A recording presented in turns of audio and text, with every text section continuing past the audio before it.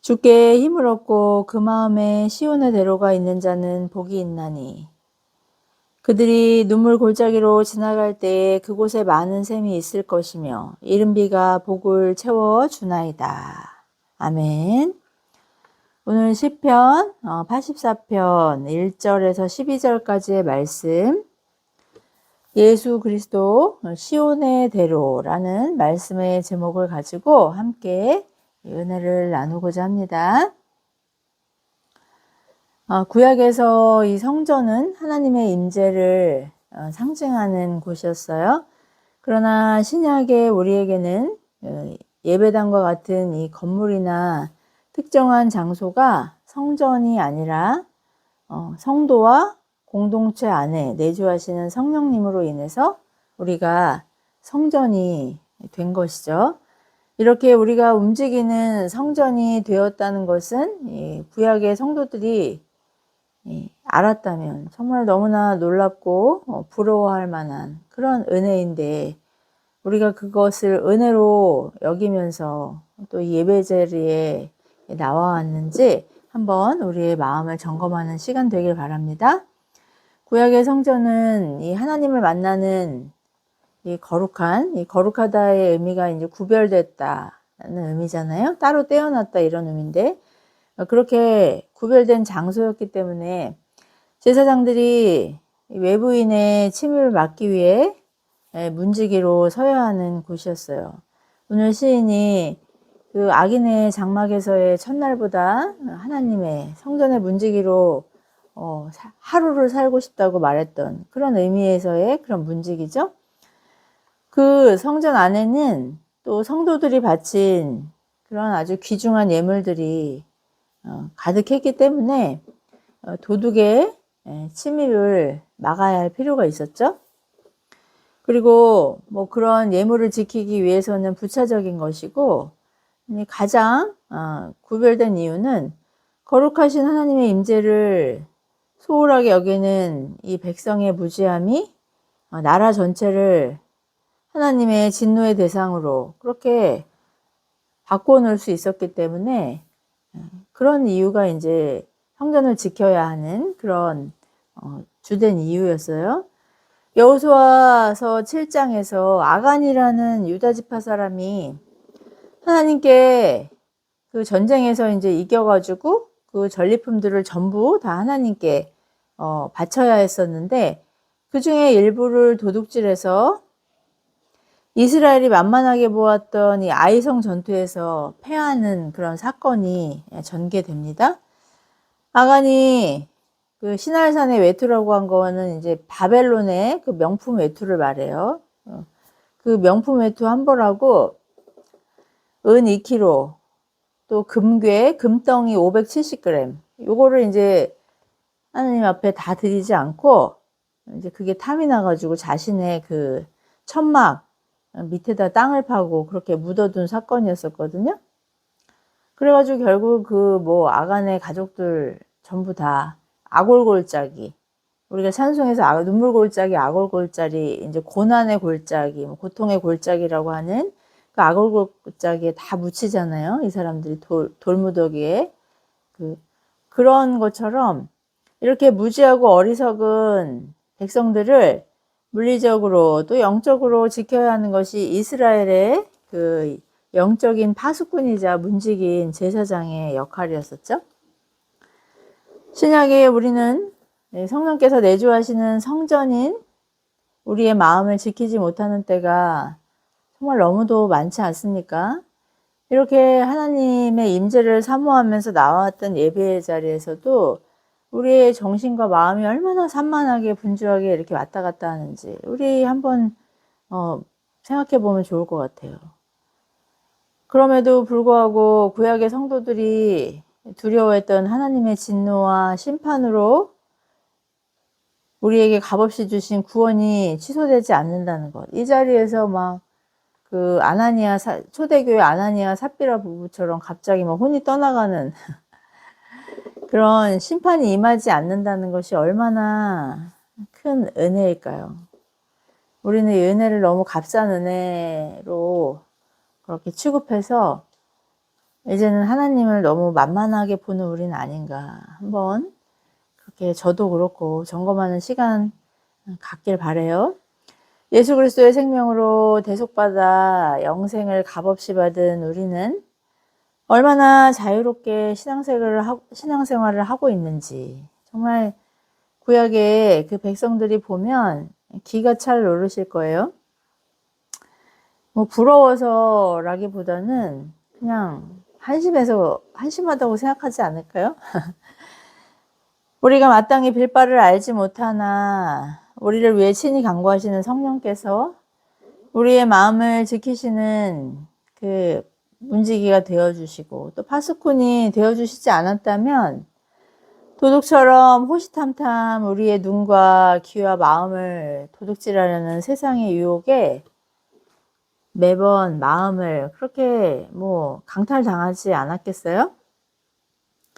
우리의 관심이 잠시 세상길로 가출을 하더라도 우리를 끝까지 지키시겠다고 약속하신 이 하나님은 깨닫게 하시고 돌이키게 하시는 그 성령님의 인도하심을 우리에게 허락해 주셔서 우리가 그래도 이만큼 신앙인으로 살아갈 수 있는 것이라는 거. 그것이 정말 은혜이고 하나님 우리에게 주신 그 선물이고 또 하나님 우리를 사랑하시는 보증이라는 것 항상 기억할 수 있는 저와 여러분 되길 바랍니다. 지난주 우리가 함께 상고했던 시편 73편 이 아삽의 시를 다윗의 저작이라고 보았던 종교개혁자 칼빈은 오늘 이 고라 자손의 시라고 기록된 84편 역시 다윗의 저작으로 이해하고 있어요. 그러니까 칼빈은 이 예배 인도자들 또 찬양 인도자들의 시들이 결국은 그 예배를 그들이 인도했지만 사실 그 시의 작가는 다윗이라고 그렇게 보고 있는 것이죠.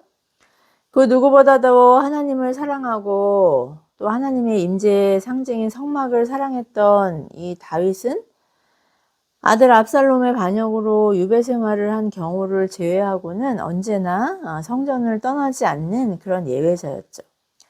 그가 그처럼이나 열렬히 사랑했던 성전을 떠나 있을 때 사막에서 물을 찾는 사람처럼 이 고통 가운데 부르짖은 찬송시라는 그런 이해를 가지고 오늘 본문을 한번 살펴보겠습니다. 시인은 주의 장막이라고 기록된 이 성전을 사모하는 그 마음을 오늘 84편 1, 2절에서 그렇게 노래하고 있어요. 우리 84편 1, 2절 한 목소리로 한번 합독해 볼까요? 84편 1절과 2절입니다. 만군의 여호와여 주의 장막이 어찌 그리 사랑스러운지요.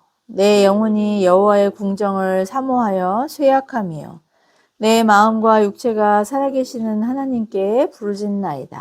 아멘. 주님을 만나는 그 장막이 사랑스럽다고 말합니다. 솔로몬의 예명이 여디디야였잖아요. 하나님의 사랑을 입은 자라는 이름의 이 어원이 바로 사랑스럽다라고 해석된 히브리어 예디드예요. 2절에 또 사모하다의 이 원어적인 의미는 두려워하다, 열망하다, 뭐 갈망하다, 탐내다, 아프다라는 의미가 있는데요. 누군가를 진심으로 사랑해 보셨다면 아시겠지만 사랑은 그냥 마냥 꽃길만 걷는 것 같은 그냥 그런 막 신나는 감정만 있는 것이 아니라 오늘 시인의 고백처럼 고통이 기쁨같이 느껴질 때도 있고 또 슬픔이 또 행복처럼 느껴질 때도 있는 그런 복잡한 감정이 아닌가요?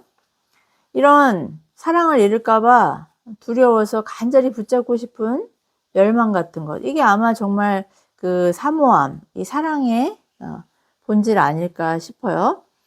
시인은 이 하나님의 임재의 상징인 성전을 사랑하기를 그렇게 갈망하고 있다고 고백하죠.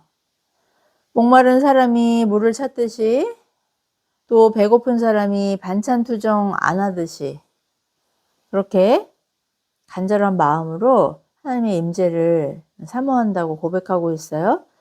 이런 감정을 잘 표현한 내용이 역시 고라 자손의 그 시라고 우리에게 알려진 시편 42편의 1절과 2절에 기록되어 있는데요. 시편 42편 1절 2절 한번 볼까요? 시편 42편입니다. 1절과 2절 한번 보시겠어요?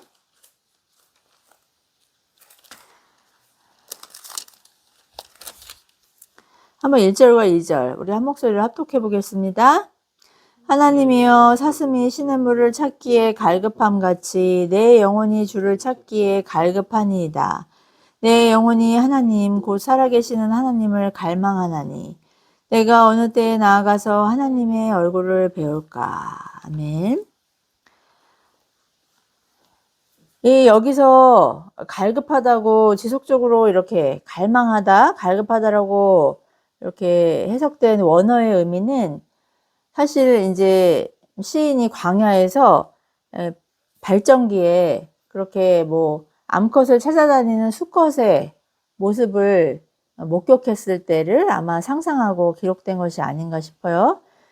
뭐 잘 아시겠지만 이렇게 정처 없이 암컷을 찾아다니다가 찾지 못하고 방황하던 사슴이 결국은 이제 물을 마셔야 되는데 물을 마시지 못해가지고 이제 암컷을 찾다가 나중에는 뭐 시냇물을 찾게 되는 그런 상황이 벌어지거든요. 너무 목이 마르니까 이제 그 사슴이 헐떡거리는 모습, 헉헉거리면서 정말 갈증에 헐떡거리다가 그렇게 광야에서 죽는 모습, 이런 모습을 이제 시인은 목격했던 것 같아요. 여기서의 갈급하다, 갈망이 사실 그런 모습을 의미해요. 물이 없으면 죽을 수밖에 없는 짐승처럼 시인 자신도 하나님이 없다면, 하나님을 만나지 못한다면 이렇게 목마름으로, 타는 목마름으로 죽을 것 같다는 그런 간절함을 표현한 것이죠. 시인이 왜 그렇게 타는 목마름으로 죽을 것 같은 헐떡거림으로 성전을 사모하는지가 오늘 본문의 3절에 기록되어 있어요. 그 성전에서는 참새나 제비새끼 같은 하찮은 그런 짐승들, 정말 미물들이 그들의 그 살 집과 둥지와 또 먹이를 공급받을 수 있는 하나님의 돌보심이 있기 때문이라는 것이죠. 그들을 돌보시는 하나님이 바로 나의 왕이시자, 나의 하나님이시자, 또 만군의 여호와이시라고, 전능하신 하나님이시라고 그렇게 부르짖고 있는 것이죠. 하나님의 돌보심 가운데 하나님과 함께 사는 것이 얼마나 큰 축복인지를 노래하고 있어요. 400여 년간 이집트의 노예 민족이었고 또 고대 근동의 제국들의 치열한 그런 각축전 속에서도 존재감 없던 그런 이스라엘을 통일 왕국으로 성장시키신 이 하나님의 은총을 받은 이스라엘의 역사를 생각해 봐도 정말 하나님의 돌보심은 너무나 기적 같고 특별한 은혜라는 것을 감사할 수밖에 없게 되는 것이죠. 그리고 이 시를 노래한 다윗은 또 어떤 사람이었나요? 그의 집안에서도 존재감 없이 그 8형제 중에 막내로 들에서 양치던 목동이었던 그를 이스라엘 통일왕국의 초대 왕으로 세우신 이 하나님의 은총의 수혜자였죠. 우리가 살아가는 이 세상은 이렇게 하나님을 의지하며 감사하는 그런 사람들과 반대로 자신이 모든 것의 주인이라고 주장하고 내가 왕이고 내가 피조물이 아니라 조물주고 내가 창조주고 또 내가 능력자라고 주장하는 그런 사람들, 이런 딱 두 부류로 살아가는 세상임을 우리는 말씀을 통해 깨닫게 되곤 합니다. 그가 아무리 많은 것을 소유한 영향력 있는 인플루언서라도 하나님을 모른다면, 하나님이 내 삶의 주인이 아니라 내가 내 삶의 주인이라고 그렇게 주장하고 산다면, 그렇게 그가 세상에서 소유하고 누리던 것들을 모두 남겨두고 영원한 멸망을 향해 가는 사람이라는 것이죠. 그러나 아무리 존재감이 없는 사람이라도 모든 것이 하나님의 은혜임을 알고 하나님 없으면 살 수 없는 정말 짐승 같은 존재라는 것을 중심으로 고백하고 있다면, 오늘 시인의 고백처럼 그 마음에 하나님께로 향하는 시온의 대로가 있는 하나님이 돌보시는 사람이라는 것을 오늘 우리는 말씀을 통해 깨닫게 됩니다. 시인은 본문 5절에서 하나님을 의지하고 그 마음의 시온의 대로, 여기서 말하는 이 시온의 대로는 어떤 거냐면요, 이 성전을 향하는 길이에요. 뭐 성전을 향하던 계단, 그런 길을 이제 이스라엘 사람들은 시온의 대로라고 말했었는데, 그 성전을 향하는 통로가 있는 사람에게 복이 있다고 말씀하고 있죠. 그 성전 자체가, 하나님의 임재 자체가 그 사람에게 힘이 된다고 그렇게 말하고 있어요. 이 본문 5절에서 복이라고 이제 기록된 이 원어는 시편 1편에 복 있는 자, 사실 이게 원어적인 해석은 복이 있다, 뭐 이런 감탄사인데, 이런 여기서 말하는 그런 복이 있다고 할 때 그 복이에요. 이제 원어로는 에시에르인데요. 이 에시에르는 그 내면의 상태를 의미하는 그런 복이거든요. 그 다음 나오는 6절에 이른비가 복을 채워주나이다 할 때의 복하고는 다른 의미를 갖고 있어요. 6절에 그 이른비와 같이 눈에 보이는 복, 이런 복을 이제 바라크라고 한다면, 오늘 5절에 나온 에시에르는 뭐 행복이나 평안, 안정과 같은 내면의 상태를 의미하죠. 여러분, 우리가 가난해도 행복할 수 있잖아요. 그죠? 예, 저 같은 사람, 정말 우리 남편이 보기에는 너무 천진난만하잖아요. 어려운 일 있으면 늘 기도하면 된다고 그러고, 그리고 답답한 일 있으면 뭐 기도원 가 있고, 그런 천진난만한 이런 사람이 이제 복 있는 사람을 말하는데, 어쨌든 그 위의 복과 5절의 복과 6절의 복이 달라요. 그렇게 하나님을 향해서 늘 그 하나님 쪽으로 방향을 틀고 있는 사람에겐 이런 세상은 알 수 없는 복이 있다는 거예요. 하나님과 화목하며 교제하는 시인은 겉으로 볼 때는 눈물 골짜기를, 악올 골짜기 같은 그런 곳을 지나는 것 같은, 그냥 사람들이 보기에는 별로 복받은 사람 같아 보이지 않아요. 박복해 보여요. 그러나 그 마음의 상태가 어떠하다고 말씀합니까? 하나님을 향한 갈망과 또 사람의 본분이자 그를 지으신 하나님의 목적에 부합하는 그런 예배자의 갈망으로 살아가기 때문에, 삶이 아무리 고단하고 또 결핍이 많은 것 같아도 그 마음에는 이 세상이 줄 수 없는, 가물어서 물이 너무나 절실한 이스라엘 사람들이 진짜 복이라고 생각하는 그런 샘과 같은, 이른비와 같은 것들이 언제나 공급되는 상태의 그런 부요함과 평안과 행복이 충만하다고 그렇게 고백하고 있는 것이죠. 이런 빼앗길 수 없는, 잃어버릴 수 없는 복을 주님을 의지하는 신앙의 고백인 예배의 자리에서 받고 누린다고 시인은 7절에서 그렇게 고백하고 있어요. 우리 스스로 자급자족할 수 없는 이 하나님께로부터만 주어지는 복이기 때문에 이 행복의 근원이신 하나님을 사모할 수밖에 없는 것이죠. 바라볼 수밖에 없는 것이죠. 곡식과 과실을 결식케 하는 이른비와 늦은비, 그리고 햇빛, 또 전쟁이나 뜻하지 않은 고난을 그럼 막아주는 방패와 같은 분이 바로 하나님이시라고 시인은 고백하고 있습니다. 우리가 살고 먹고 기동하는 모든 것의 공급자가 하나님이심을 고백하는 시인은 세상에서 누리는 부요함과 향락조차 하나님의 임재 가운데 누리는 친밀함과 그 사랑과 절대로 바꿀 수 없다고 그렇게 10절에서 선언하고 있는 거예요. 하나님의 백성들에게 진정한 행복과 만족이 되시는 분은 오직 하나님이시라고 노래합니다. 주님의 선하심과 신실하심을 신뢰하고 절대적으로 의존하는 것이 그것이 신앙이고 또 성숙한 신앙인의 삶이라는 것을 기억하기를 바랍니다. 우리는 말씀을 상고하고 기도하고 예배를 사모하며 그 가운데 임재하시는 하나님을 만나는 그런 감격으로 확신하는 그런 예배자인가요?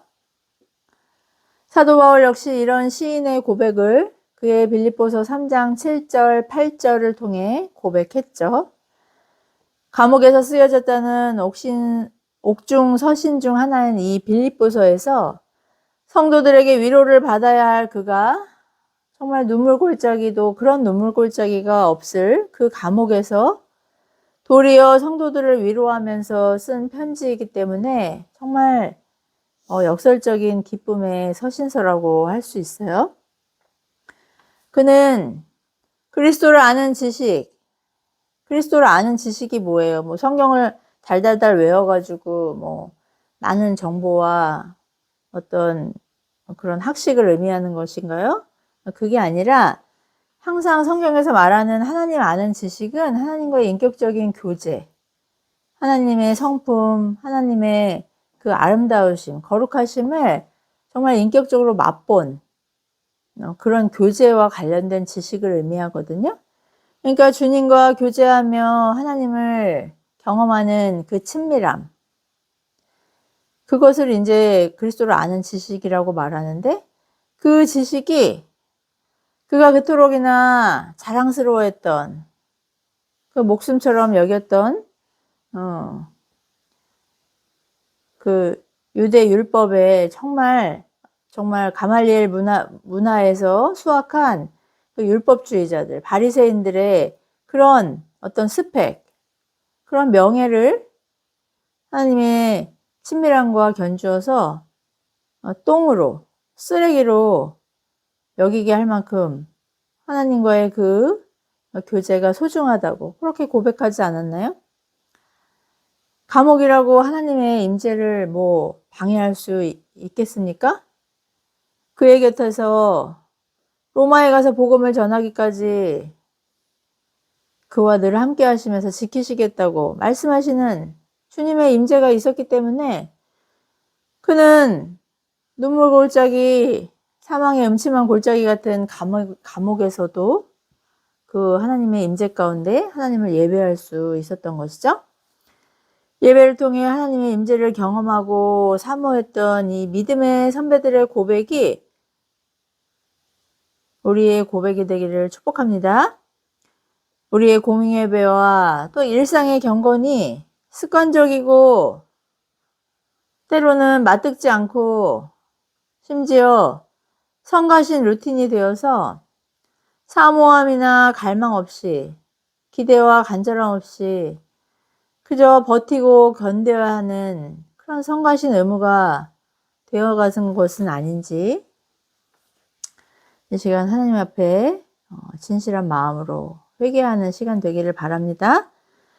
하나님의 성령께서 내주하시는 성도라면 뭐 잠시 또 일시적으로 영적인 감기 같은 그런 멍한 침체기를 어떤 뭐 냉담한 침체기를 겪을 때도 있어요. 그건 저도 뭐 예외가 아니에요. 그렇지만 언제나 그런 우리를 회복으로 인도하시는 하나님의 주권적인 은혜에 의해서 반드시 오늘 시인의 고백이 나의 고백임을 증거하는 예배로 나오게 하신다는 것을 확신하고 기대할 수 있는 저와 여러분 되길 바랍니다. 우리가 이렇게 자유롭게 마치 우리가 선택한 것이냐, 우리의 취향이냐, 예배가 예배가 내 적성에 맞는다는 뭐 그런 생각을 가지고 예배 드릴 수 있다는 것이 사실은 하나님이 주시는 가장 귀한 선물이라는 것 깨닫기를 바라요. 여러분 중에 뭐 누가 여기 뭐 오늘 예배 안 나오면 뭐 가만 안 두겠다고 뭐 이렇게 뭐 협박을 한다거나 공갈을 쳐서 여기 나온 분들 안 계시잖아요. 예배도 전도도 기도도 마음껏 할 수 없었던 이 포로 시대나 로마 시대의 성도들과 공산주의 또 그 이슬람 치하에서 고통당하는 이 성도들의 사모함이 우리의 사모함이 될 날이 반드시 올 거예요. 이거는 뭐 제 뇌피셜이 아니라 주님이 말씀하셨거든요. 주님은 분명 말세가 가까울수록 교회를 향한 핍박이 거세질 것이라고 경고하셨고 이제 조금씩 우리나라에도 그런 조짐이 보이고 있죠. 디모데후서 3장 1절 이하에서는 이 말세의 징후에 대해 분명하게 그렇게 경고하고 있습니다. 자기를 사랑하고 돈을 사랑하고 쾌락을 하나님보다 더 추구하고 사랑한다고 그렇게 경고했죠.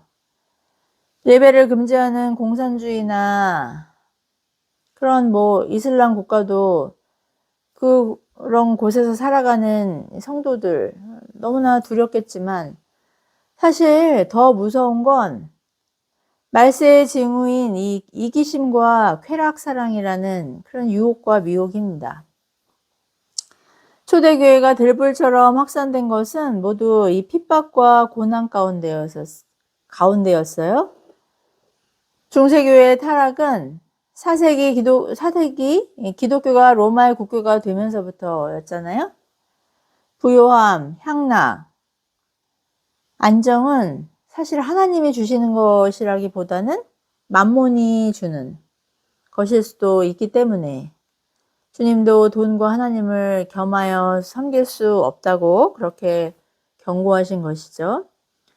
오래전에 그 탈북 선교사님을 통해서 들은 얘기에 의하면 이제 북한에서 탈북해서 우리나라에서 이제 예수님을 영접한 그런 분들이 우리나라 상황을 보면은 너무나 타락하고 정말 너무나 그 향락주의, 소비주의에 그렇게 그러니까 소비주의가 만연된 상황을 보면서 차라리 북한으로 돌아가고 싶어하고 그리고 북한에서 복음 전하다 순교 하기를 원하는 그런 간증을 들은 기억이 있어요.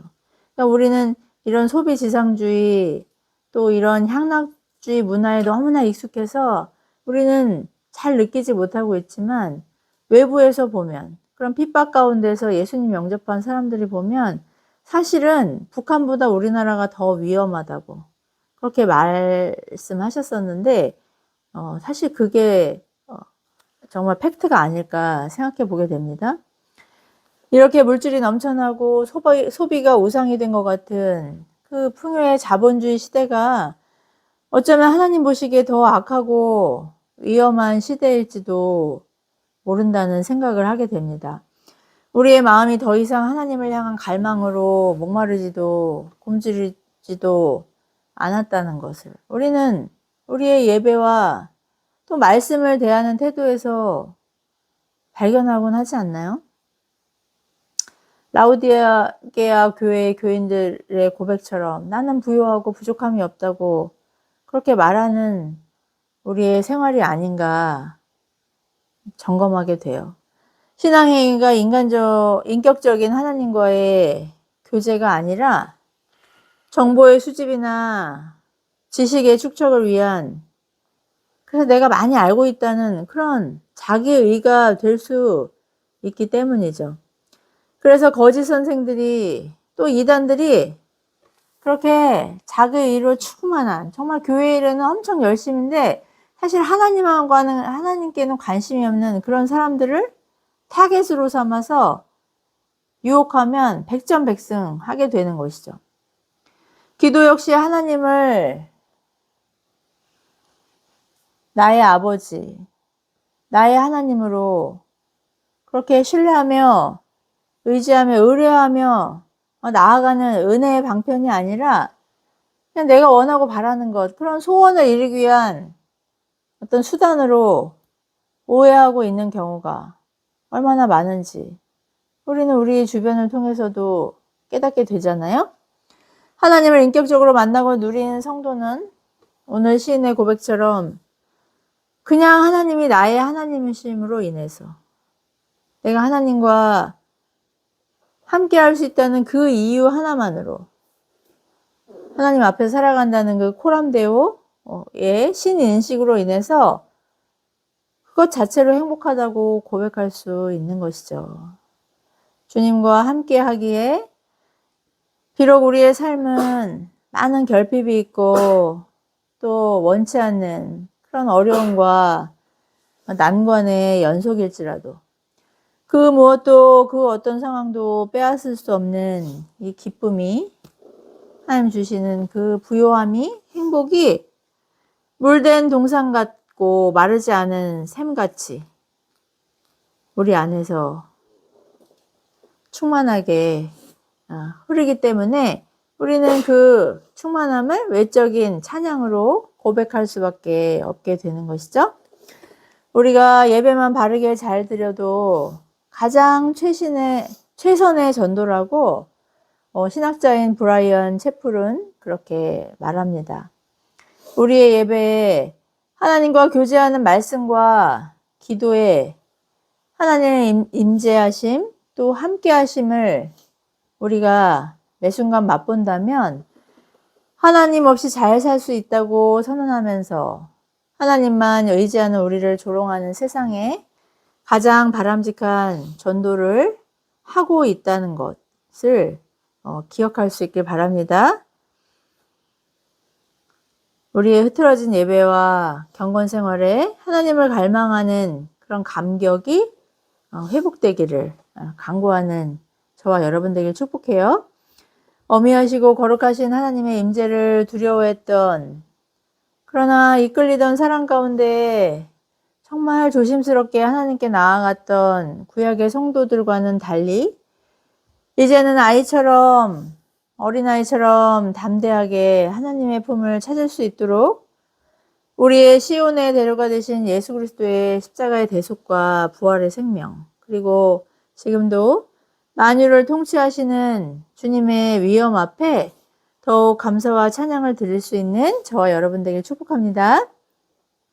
어느 곳에 있든지 하나님을 바라보게 하시는 이 시온의 대로인 예수 그리스도는 우리의 길이자 진리이자 생명이시죠.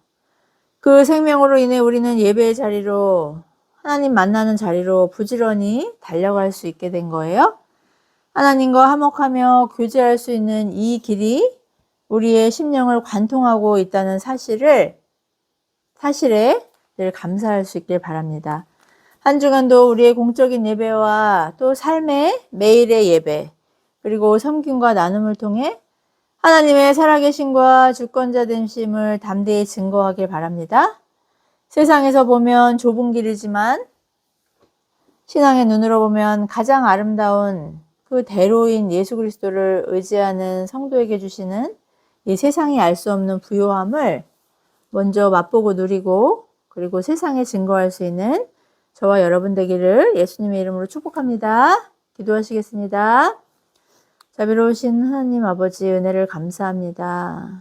두렵고 정말 꺼리게 되었던 그 하나님을 나의 아버지라 고백하며 그 하나님과 매일의 삶 속에서 친밀함을 누리게 하신 우리의 시온의 대로가 되신 예수 그리스도로 인하여 하나님께 예배하며 또 이 시간 하나님 찬양할 수 있는 자리로 우리를 불러주시니 더욱 감사와 찬양을 드립니다.